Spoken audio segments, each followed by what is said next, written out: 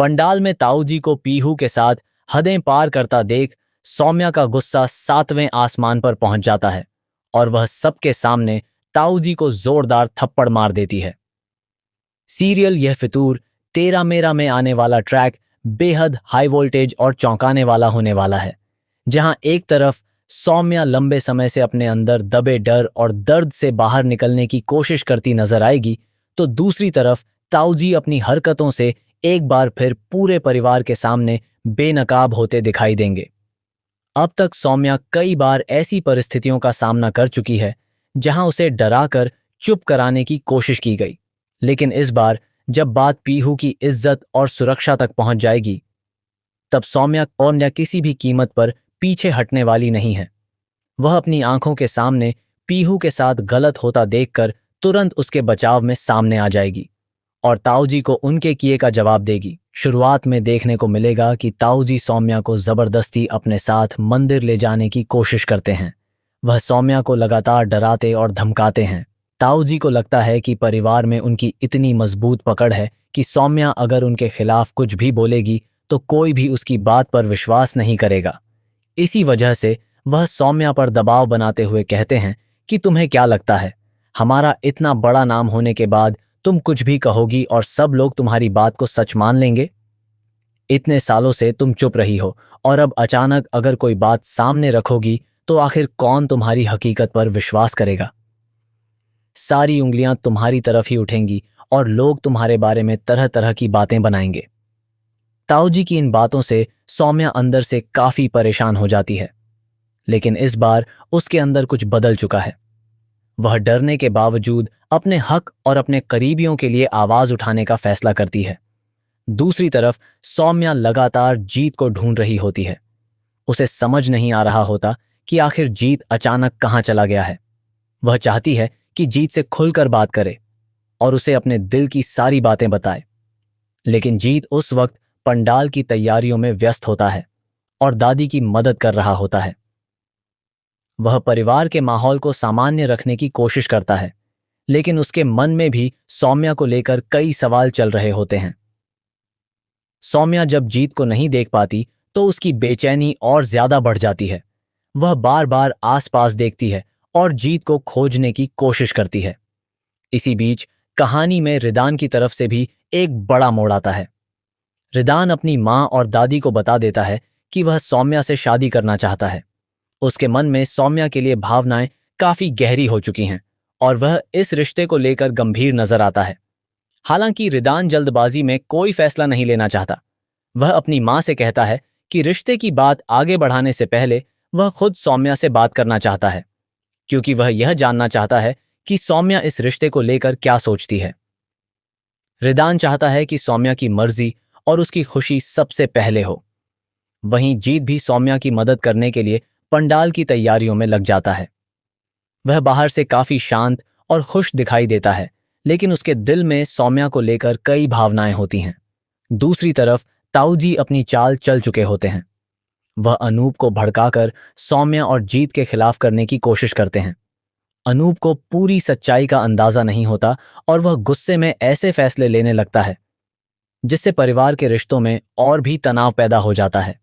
जीत ने पहले ही अपना कमरा खाली कर दिया होता है और घर से दूर रहने का फैसला कर लिया होता है। सौम्या जब ताऊजी से पीछा छुड़ाकर जीत से बात करने के लिए उसके कमरे में पहुंचती है तो वहां उसे जीत का कोई सामान नहीं मिलता।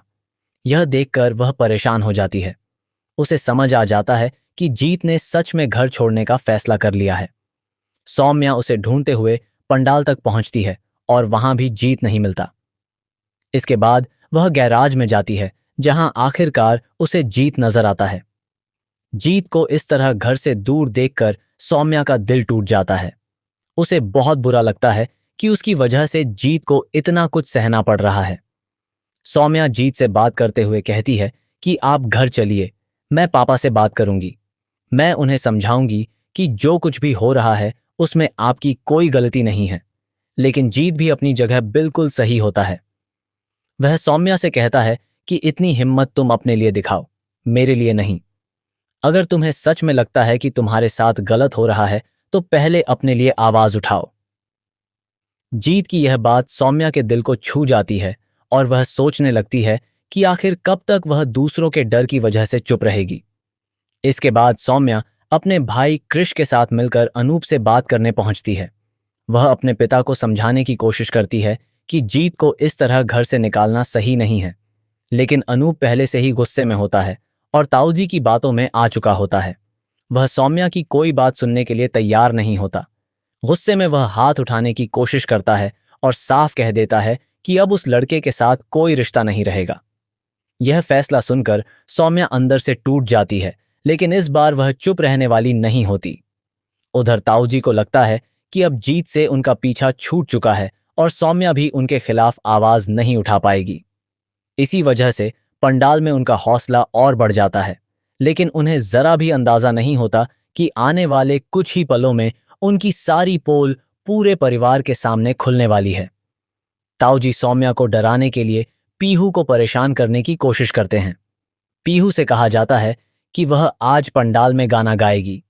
पीहू स्टेज पर पहुंचकर गाना शुरू करती है और सभी लोग उसे देखने लगते हैं। इसी दौरान ताऊजी उसके आसपास पहुंचते हैं और गलत तरीके से उसे छूने की कोशिश करते हैं। पीहू अचानक डर जाती है और उसे समझ नहीं आता कि वह क्या करे। वह बेहद असहज महसूस करने लगती है। तभी सौम्या की नजर ताऊजी की इस हरकत पर पड़ जाती है। सौम्या बिना एक पल गनवाए स्टेज की तरफ दौड़ती है और ताऊजी का हाथ पकड़ लेती है। वह सबके सामने उनका सामना करती है। ताऊजी सौम्या को रोकने और उसे चुप कराने की कोशिश करते हैं, लेकिन इस बार सौम्या के अंदर का डर पूरी तरह खत्म हो चुका होता है। सौम्या गुस्से में ताऊजी को जोरदार थप्पड़ मार देती है। पूरे पंडाल में सन्नाटा छा जाता है। किसी को भी यकीन नहीं होता कि जिस सौम्या को इतने समय से डराकर चुप कराया जा रहा था, वही सौम्या आज सबके सामने ताऊजी के खिलाफ खड़ी हो गई है। पीहू भी बुरी तरह डर जाती है और सौम्या के पीछे जाकर खड़ी हो जाती है। सौम्या उसे भरोसा दिलाती है कि अब उसे डरने की जरूरत नहीं है और वह उसके साथ है। पीहू सबके सामने अपनी बात बताती है और कहती है कि ताऊजी ने उसे गलत तरीके से छूने की कोशिश की थी। यह सुनते ही वहां मौजूद सभी लोगों के होश उड़ जाते हैं। परिवार के लोगों को समझ नहीं आता कि आखिर इतने समय से क्या क्या छिपाया जा रहा था। ताऊजी अपनी सफाई देने की कोशिश करते हैं और अनूप को भड़काते हुए कहते हैं कि तुम्हारी बेटी पूरी दुनिया के सामने मुझे बदनाम कर रही है। वह यह सब जीत की वजह से कर रही है। लेकिन अब अनूप के सामने भी सच्चाई धीरे धीरे साफ होने लगती है। अनूप समझ जाता है कि सौम्या इतनी बड़ी बात को लेकर झूठ नहीं बोल सकती। सौम्या की मां भी अपनी बेटी और पीहू का साथ देती है। वह ताऊजी को खरी खोटी सुनाते हुए कहती है कि मुझे लगा था कि अब इन्होंने अपनी सारी हरकतें बंद कर दी होंगी, लेकिन इन्होंने तो सारी हदें पार कर दी हैं।